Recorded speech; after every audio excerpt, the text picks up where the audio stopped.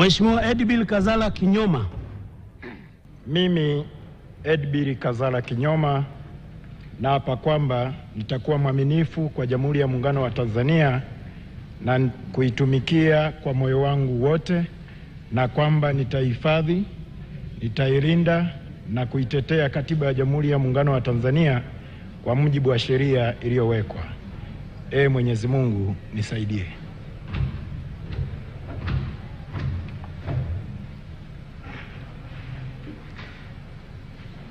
Mimi Edbil Kazala Kinyoma, kwa heshima kubwa ninaahidi mbele ya bunge tukufu kuwa nitakuwa mtiifu na mwaminifu kwa nchi yangu Tanzania, na kwamba ninaahidi kuilinda, kuitumikia na kuitetea Jamhuri ya Muungano wa Tanzania kwa nguvu zangu zote na moyo wangu wote.